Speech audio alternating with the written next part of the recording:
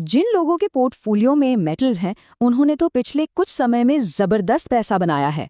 मतलब हर तरफ एक पार्टी जैसा माहौल है। लेकिन सबसे बड़ा सवाल, क्या ये पार्टी अब खत्म होने वाली है? क्या ये जो तेजी है बस यहीं तक थी? तो चलिए आज इसी सवाल की तह तक चलते हैं। हम उन फोर्सेस को समझने की कोशिश करेंगे जो इस पूरी रैली को ड्राइव कर रही हैं, ताकि ये पता लग सके कि भाई इसमें अभी भी दम बाकी है या अब वक्त आ गया है प्रॉफिट बुक करने का।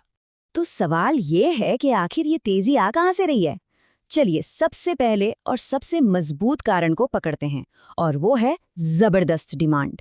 देखिए, हमारी रिसर्च ये बताती है कि ये डिमांड किसी एक जगह से नहीं बल्कि 3 अलग-अलग बहुत मजबूत जगहों से एक साथ आ रही है।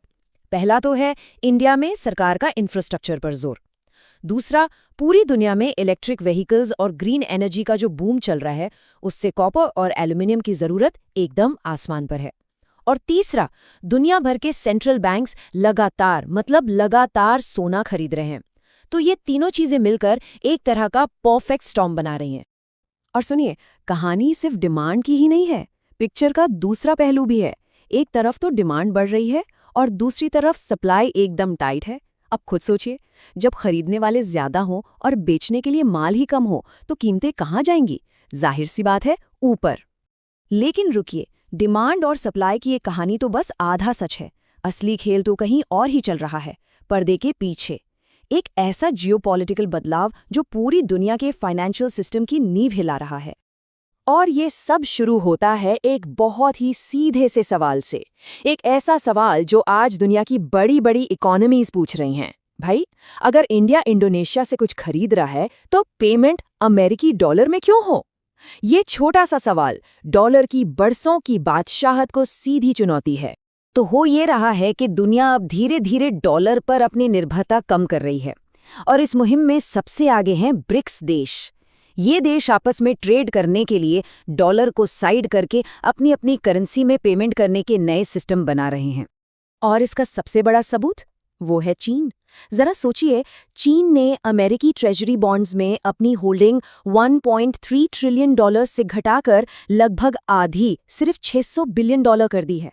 ये कोई छोटा मोटा बदलाव नहीं है, ये एक बहुत बड़ा मूव है। तो अब अगला सवाल ये उठता है कि डॉलर से निकाला गया ये पैसा आखिर जा कहाँ रहा है? इसे कहीं ना कहीं तो लगाना होगा, राइट? और बस यहीं पर सोना और बाकी हार्ड एसेट्स पिक्चर में आते हैं। ये सारा पैसा घूम फिर कर मेटल्स मार्केट में अपना घर ढूंढ रहा है। तो ठीक है, ये सब बड़ी बड़ी बातें हो गईं, जियोपॉलिटिक्स, डी डॉलराइजेशन, लेकिन एक इन्वेस्टर के लिए इसका क्या मतलब है? चलिए अब सीधे मुनाफे की बात करते हैं, और हाँ, साथ ही उन जोखिमों को भी समझेंगे जिन्हें नजरअंदाज करना बड़ी भूल होगी। देखिए, अगर मौजूदा कीमतें बनी रहती है ना, तो कंपनियों की कमाई में एक जबरदस्त उछाल देखने को मिल सकता है।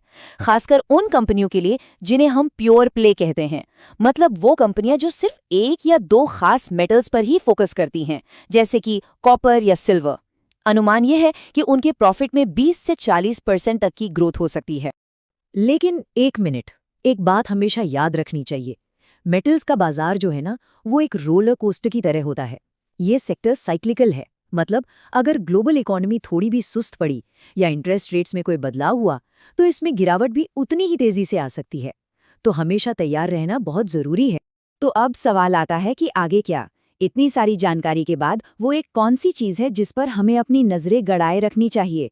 वो कौन सा सिग्नल है जो बताएगा कि ये रैली आगे चलेगी या नहीं? हमारी नज़र में वो सबसे बड़ा डेटा पॉइंट है आने वाले Q3 के नतीजे, यानी कंपनियों के तीसरी तिमाही के रिजल्ट्स। वहीं पर असलियत सामने आएगी, दूध का दूध और पानी का पानी हो जाएगा। क्योंकि तब मार्केट सिर्फ स्पेक्यूलेशन पर नहीं, बल्कि कंपनियों के असली हार्डकोर प्रॉफिट पर फोकस करेगा। तो हम इस एनालिसिस को एक आखिरी सवाल के साथ खत्म करते हैं। क्या ये जो हम देख रहे हैं, ये सिर्फ एक छोटी मोटी शॉर्ट टर्म रैली है, या फिर ये एक नई दुनिया की शुरुआत है?